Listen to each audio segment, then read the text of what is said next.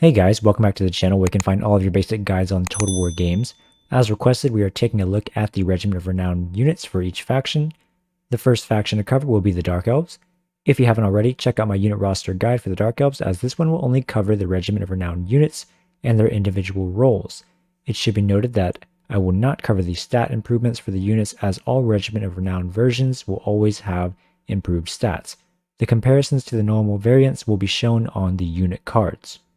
The Hellebraun Eye are the Regiment of Renown version of the Dread Spears. They come with poison attacks and expert charge defense. Poison allows them to weaken the combat effectiveness of their enemies, making them even more tenacious to deal with.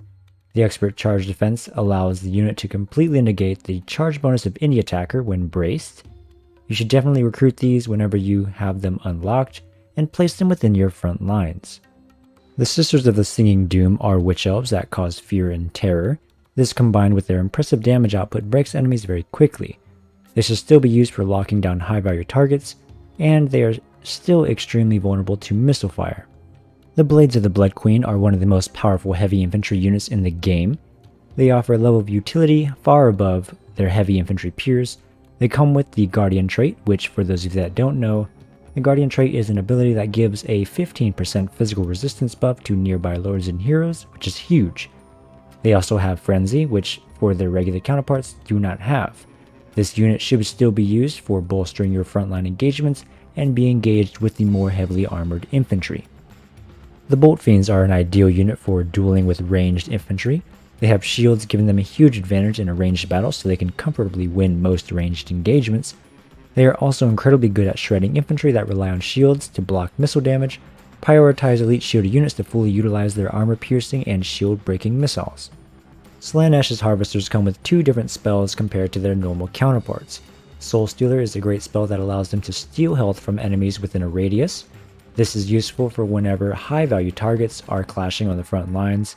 Word of Pain is their other spell and makes the melee stats of an enemy negligible. Both are useful and should be used wisely, as they can only cast their spells while above 50% health. Aside from their spells, they are good combatants with magic and poison damage, as well as high physical resistance. Although their low armor and low melee defense ensures that they will not last forever in combat, they are fast, so they can be used for chasing off high value routing units. All in all, they should be mainly used for rear charging the enemy front lines, preferably the more elite ones. The Knights of the Ebon Claw are notable for what they don't have: Rampage. Their normal counterparts are hampered by Rampage, but these Regiment of Renown versions can be kept in full control until they rout.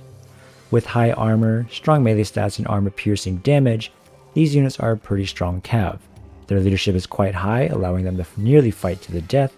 They are still quite slow, so they can still be outmaneuvered by other cav. Mainly use them for rear charging elite units on the frontline battle. The most notable upgrade for the Raven's Heralds compared to their normal counterparts are the fact that they are flying.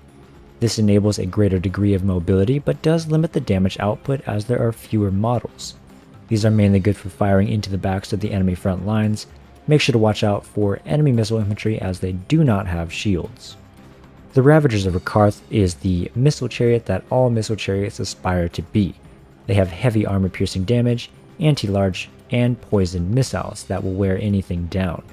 When they run out of ammunition, they become a decently effective chariot at mowing down infantry.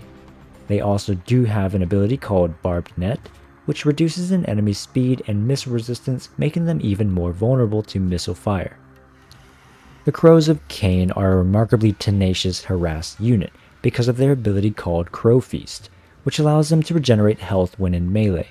This makes them more difficult to break. However, they become a valuable unit that can be easily isolated and taken out by more elite units or missile fire. They will be used for disrupting missile infantry and artillery pieces. You can also send them after routing units to help regenerate their health without them taking any damage. The Chill of Sontar is a much stronger war Hydra with the frostbite effect, which greatly reduces its target speed.